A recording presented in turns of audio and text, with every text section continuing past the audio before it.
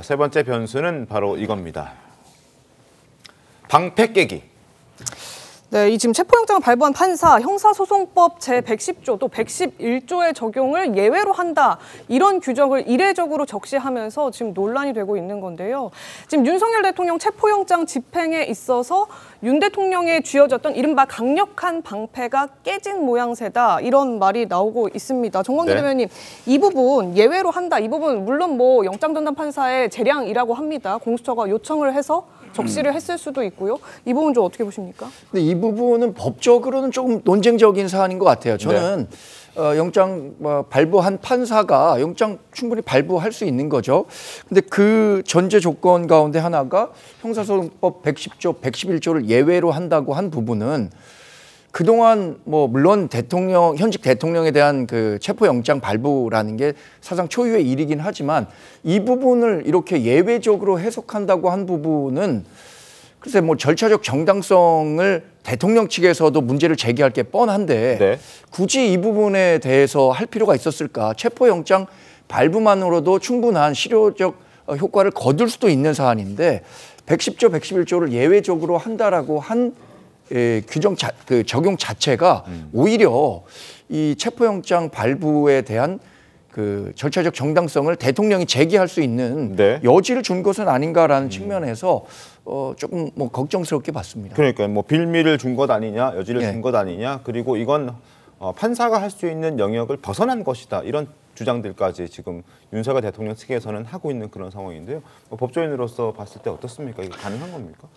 그렇죠. 저도 그 건국을에 처음 있는 일이라서 판사가 저렇게 할 수 있는 것인지 판사 스스로 좀 돌이켜봐야 된다고 생각합니다. 우선에 이 공수처의 그 재판관은 서울중앙지방법원으로 정해져 있어요. 공수처법에. 그렇죠. 원칙은 그렇습니다. 예, 그리고 특별한 경우에 그것도 뭐 상당한 조건을 달아서 피의자의 주거지 또는 사건 발생지 이렇게 할 수 있다고 하지만 그것은 극히 예외적인데 이번에 체포영장을 서부지방법원에 신청을 함으로써 그것 자체가 좀 논란이 되고 있지 않습니까? 그런데 이제 어떤 특정 법 규정을 배제한다라는 것을 판사가 결정할 수가 없어요. 왜냐하면 판사는 법에 따라서 판결을 해야 되는 사람이잖아요. 그렇죠. 특히 모든 그 판사의 근본, 재판의 근본 원칙은 불고불리 원칙이라 해서 재판에 넘겼을 때 그 넘어온 재판에 대해서 판단을 하는 것이지 이렇게 사전에 내가 이 법은 적용하지 않겠다라고 이야기한다고 적용되지 않는 게 아니거든요. 맞습니다. 그런 현실적인 문제가 있는데 판사님께서 왜 이런 법에 맞지 않는 일을 벌이셨는지도 의문이고 이 사안에 대해서 군사상 비밀을 요하는 장소는 책임자 승낙 없이 압수수색 불가능하다라는 그 법 규정을 배제한다라고 해서 배제되지 않는 것이 그러면 군사상 필요한 것을 이 영장으로 뭐든지 찾아볼 수 있느냐라는 것은 또 별도의 문제고 부딪혔을 때 그때 당시의 상황이 문제가 되고 그것이 재판에 넘겨졌을 때 판사께서 아 이것은 이 상황에서는 배제하는 것이 맞습니다라고 판단할 수는 있어도 지금 미리 정해서 법 전문을 배제하는 그런 결정을 할 수가 없는 거죠. 저는 이렇기 때문에 더더욱이 이 체포영장의 정당성에 대한 논란을 야기시켰다라고 생각이 되고요. 그 다음 문제는 이런 형사소송법 110조와 111조의 문제를 넘어서서 경호처장은 경호구역을 지정할 수 있거든요. 그 경호구역 내에서는 경호처의 작전이 우선하게 되어 있어요. 이 형사소송법이라는 일반법과 대통령 경호에 관한 법률의 문제를 보면 일반법과 특별법 규정이라고 볼 수도 있어요. 이것이 장소적 한정성 때문에. 그러면 경호역 내에서의 검문이라든가 또는 요인 경호를 위한 여러 가지 조치, 무기 사용 이런 것은 또 별도로 적용받는 것인데 그러면 이 법의 우열 관계도 여전히 문제가 되었을 때 나중에 법원에서 그 사건이 재판에 넘어왔을 때 담당 판사가 결정할 수 있는 거거든요. 그러면 이러한 것을 감수하고 예를 들어 경호처에서 막는다면 그것은 공무집행 방해가 성립되느냐 경호처의 정당한 법집행이냐를 따질 상황인데 미리 법 전문을 자기가 배제하겠다고 한 것이 저는 좀 이해가 되지 않습니다. 이것은 명백히 잘못된 처사라고 생각합니다. 그 영장 집행함에 있어서 법리적으로 다툴 여지가 분명히 향후에도 더 있을 텐데 미연에 지금 법원에서 아예 규정을 박아버린 게 문제다 이런 말씀이셨거든요. 우리 김재원 최고께 대단히 죄송하지만 오늘 그 보수 언론의 사설이나 여러 가지를 보면 좀 명심을 좀 하셔야 될 게 있다고 생각을 합니다. 오로지 이재명 대표가 차기 대통령이 되는 것 그거 하나만 막기 위해서 국민의힘이 지금 계속 단추를 잘못 끼고 있다라고 하는 비판을 신랄하게 하고 있어요. 지금 이 문제는 지금 아까 김재원 최고도 조금 아까 말씀하셨습니다만 지난 어떤 박근혜 탄핵 이후에 보수가 괴멸했던 그런 트라우마를 상상을 하면서 지금 이 문제를 바라봐서는 안 되는 문제라는 생각을 가지고 있습니다. 이 문제는 명확하게 지금 내란과 외환의 어떤 혐의를 받고 있는 내란 수계로 거의 확정적인 그리고 국회에서 탄핵 소추가 의결된 그리고 공수처 등으로부터 이미 3차례 이상 소환 명령을 받았으나 그것에 불응한 그런 어떤 내란 수계 혐의자에 대한 체포영장이자 수색영장입니다. 네. 그렇기 때문에 이 문제가 지금 김재원 최고께서 설명하시는 평상적인 상황에서의 그런 어떤 법적 권리나 절차를 강조할 문제가 아니고 그렇게 해서 그걸 옹호할 문제가 아니다라는 생각이 들고요. 그래서 이 문제는 지금 말씀드린 대로 그런 많은 어떤 국민적 어떤 분노와 법적 절차적 정당성이 다 쌓여 있는 상황에서 최후적 그런 어떤 체포영장과 수색영장이 발부된 것인데 그런 과정에서 수색을 하는 과정에서 이 피의자의 이 신병을 확보하기 위해서 어떤 이런 110조와 111조가 적용되지 않는다라고 하는 것은 네. 지금 김최고 의원님 뭐 단군 이래 처음 보는 것 같다는 말씀하셨는데 저는 전문가는 아닙니다만 다른 전문가들은 그렇게 설명 안 하고 있거든요. 충분하게 이렇게 하는 것은 당연하다고 설명하고 있는 것입니다. 그렇기 때문에 이것은 법리적으로 지금 이 문제가 옳다 그러다 따지는 문제는 네. 이 지금 이렇게 엄청난 내부 외환의 죄를 받고 있는 현직 대통령 차라리 저는 윤석열 대통령이 아직도 대통령을 주장한다면 전두환 전 대통령처럼 골목에 나와서 당당하게 이건 잘못됐다라고 자기 입장을 정확히 밝히고 당당하게 구속되는 것이 적어도 자기가 얘기한 법적 정치적 책임을 다하겠다라고 하는 태도지 이런 것이 두려워서 뒤에 관저에 숨어가지고 나오지도 못하고 이런 법리적 논쟁이나 시키고 저런 극우 유튜버들 저 시위하는 데 가가지고 이런 어떤 A4지로 차필 서명이나 전달해서 이렇게 아까 제가 총동원령을 내렸다고 하는 것이 저렇게 해서 전체 오늘과 이번 주말 사이에 이것이 집행될 가능성이 많으니까 나를 지켜라 라고 하는 총동원령을 내린 것이 아니냐라고 이야기하는데 이 모든 것이 현 상황과 너무나 동떨어져 있는 태도다라는 말씀드립니다. 이것은 지금 법률적으로 적법 절차를 준수해서 그 신병을 확보해도 충분한 사안인데 그것을 가지고 법도 지키지 않으려고 그러면 이 지금 상황이 특수하니까 법리 논쟁 벌이지 말라는 겁니까? 대통령께서 지금 탄핵 소추되고 또 그 수사를 받게 된 이유는 뭡니까? 헌법과 법률에 위반된 행위를 했기 때문에 지금 법적인 절차에 들어간 것 아닙니까? 그러면 대통령에 대해서 법적인 절차를 사법적인 절차를 진행하려면 그것도 엄격하게 대한민국 국법에 따라야 되는 거예요. 그 법적인 절차를 이야기하는데 무슨 법과 원칙을 외면하고 지금 무슨 다른 이야기를 하면서 여론 전쟁을 벌이려고 합니까? 네. 그리고 지금 대한민국의 법 질서에 충분히 이런 방향도 다 정해져 있어요. 그리고 이것이 그 법적인 절차를 거쳐서 해야만이 뒤에 또 다른 논란을 벌이지 않기 때문에 말씀드린 것 뿐이에요. 제가 언제 지금 말씀드린 게 잘못됐다고 했습니까? 그러나 체포영장을 집행하는 것도 대한민국의 국법 질서에 맞아야 된다는 것이고 판사가 영장을 발부할 때도 법적인 절차에 맞아야 된다는 거예요. 왜 이런 논란을 벌입니까? 왜 서부지방법원에 가서 영장을 청구를 하고 판사는 왜 이렇게 법에도 없는 일을 벌이느냐는 거죠. 알겠습니다. 아니 그러니까 제가 드리는 말씀은 김재원 최고께서 그렇게 그 부분만 설명을 하셨기 때문에 김 최고 말씀을 들으시는 국민과 이 신통방통 시청자 여러분께서는 마치 굉장한 무슨 잘못이 있는 것처럼 일방적으로 오해했을 수 있잖아요. 우리 김재원 최고처럼 그렇게 권위 있는 분이 그렇게 한쪽으로만 말씀하시면 오해가 있을 수 있기 때문에 제가 드린 말씀도 함께 말씀해달라는 그래도 뜻입니다. 맞는 말을 하셔야지. 알겠습니다. 자, 지금 윤석열 대통령이 사실 체포당하는 모습보다 자신에서 수사기관에 출석해달라는 요구사항이 많은 건 사실입니다. 다만 서부지방법원의 영장 전담 판사의 형사소송법 110조와 111조를 예외로 하겠다는 그 부분 역시 법률적으로 논란이 있는 것도 사실이기 때문에 정당성 차원에서 그 부분에 대한 얘기를 저희가 잠시 이야기를 해봤습니다.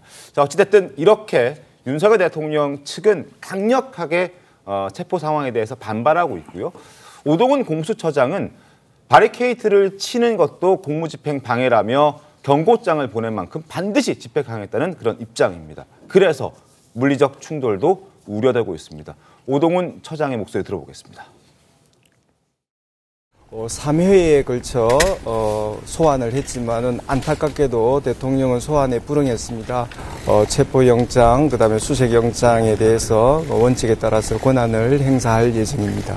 경호처가 집행을 방해하면 특수공무 집행 방해로 입건할 수 있다, 이런 경고 공문도 보낸다고 하셨는데. 예, 이미 그 공문을 보냈습니다. 직권남용 권리행사 방해죄, 특수공무 집행 방해죄로 의율할 수 있음을 엄히 경고하였습니다. 바리케이드, 그다음에 철문 등을 잠그고 우리 체포영장 집행에 응하지 않는 것 자체가 공무집행 방해라고 인식하고 있습니다.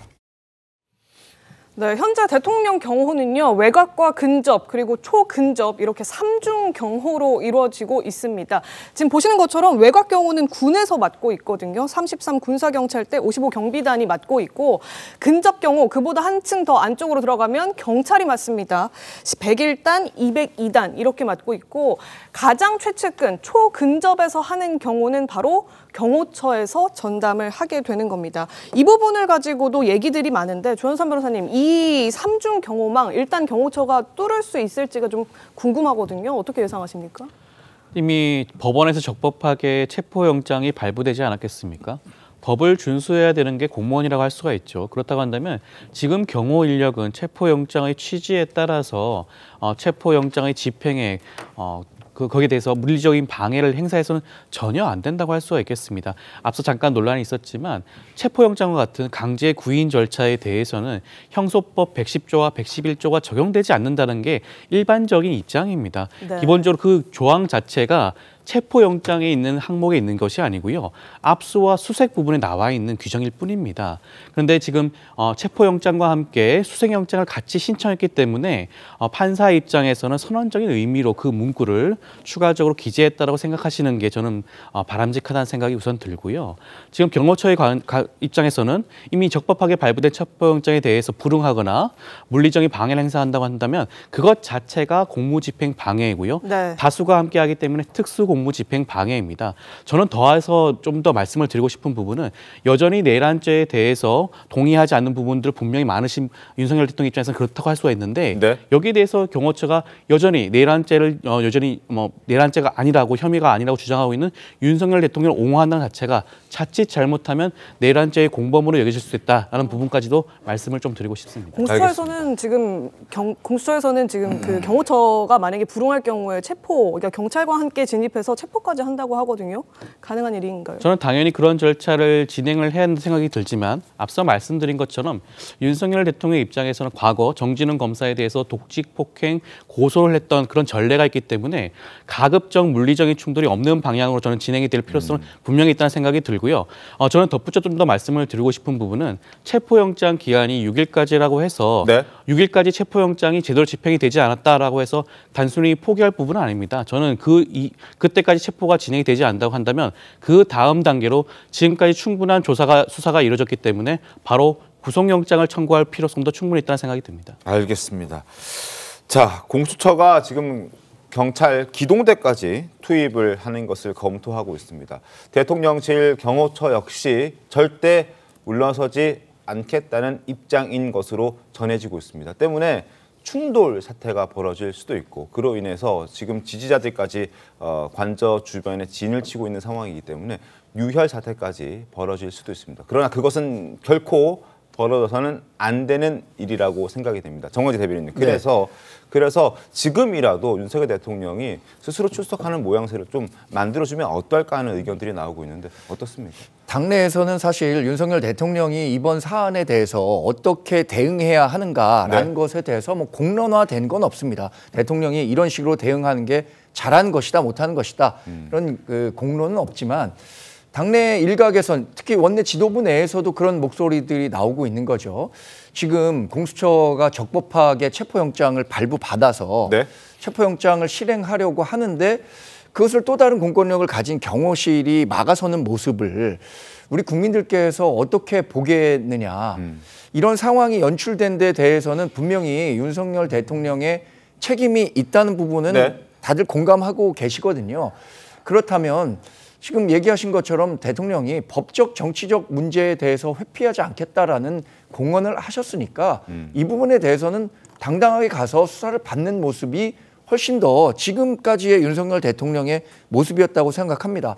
아마 걱정되는 부분은 이런 걸 겁니다.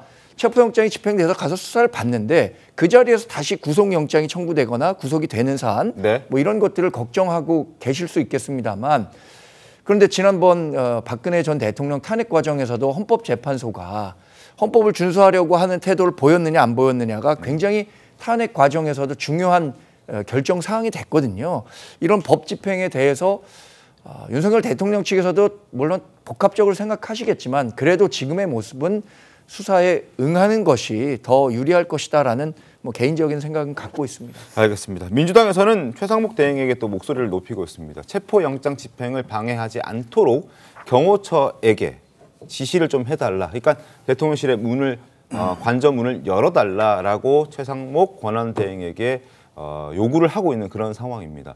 이런 압박이 통할까요? 헌법재판관 2명을 임명한 최상목 대행이 이 부분 체포영장 집행에는 어떻게 응할지 좀 궁금해지는데요. 김재원 최고께서는 어떻게 좀 전망하십니까? 정말 최상목 대행이 지금 그런 지시를 하거나 그런 결정을 할 가능성은 전혀 없다고 봅니다. 전혀 없다. 지금 헌법재판관 임명과 관련해서도 지도력이 붕괴된 상태이기 네. 때문에 뭐 그런 결정까지는 하지 않겠지만 저는 보다 저 근본적인 문제가 있다고 생각하는 것이요.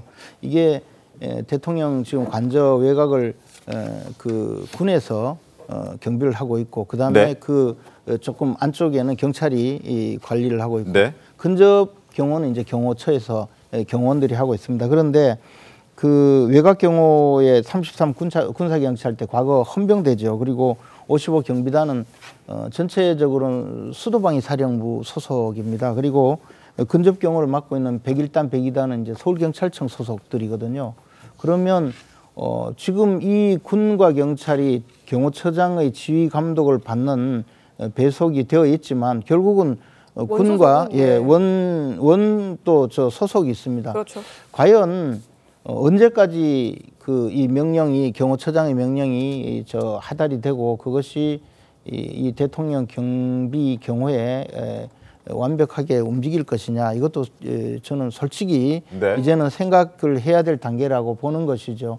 우리 계엄 선포 이후에 투입된 군의 그 전체 전개 상황을 보면 네. 그렇게 모든 명령이 그대로 다 유지가 되지는 않았거든요. 그래서 이 상황에서 경찰 또는 공수처의 경찰 요원들과 그다음에 경호처의 요원들이 이 충돌을 했을 때 벌어질 여러 가지 상황을 생각한다면 공수처와 대통령실이 이 문제를 빨리 협의를 해서 네. 결국은 이 전체적으로 해결을 해야 된다고 생각합니다. 그리고 공수처도 지금 성과를 올리기 위해서 하루 이틀 사이에 이 영장을 집행을 해서 모든 일을 해결하겠다고 생각하지 말고 네. 조금 더 천천히 하면 이 문제는 그렇게 어려운 시기를 가지 않고 풀릴 상황이라고 봅니다. 그리고 이것이 만약 법적인 문제가 되면 또 새로운 논란이 제기되고 그것으로서 다 문제가 해결되는 것이 아니거든요. 그리고 저는 이 체포영장으로서 모든 것이 해결된다고 보지 않습니다. 네. 그렇기 때문에 공수처에서 함부로 경찰력을 동원하거나 그로 인해서 이 불행한 사태가 벌어지지 않도록 하는 것이 맞다고 봅니다. 알겠습니다. 박 의원님 짧게 하나만요. 예. 그 민주당에서 지금 이 체포영장 집행 여부를 놓고 비상대기 명령을 내렸다. 이제 내부적으로 네네. 비상대기하라라는 이제 지시가 내려졌다. 이렇게 알려지고 있는데 뭐 약간 물리적 충돌 가능성을 우려하신 겁니까? 그렇습니다. 지금 뭐 그런 상황들이 충분히 그 예견이 되기 때문에 지금도 저희가 이런 토론을 하고 있는 거고 우리 김재원 최고께서 아주 말씀 잘해 주셨다고 저는 생각을 하는데 그렇게 해서 서로 빨리 조율을 해가지고 충돌이 일어나지 않도록 해야 되는데 지금 그런 과정이 잘 안 되기 때문에 지금 최상목 대행에게 경호처에게 명령을 내려라라는 네. 이야기도 하고 있는 거잖아요.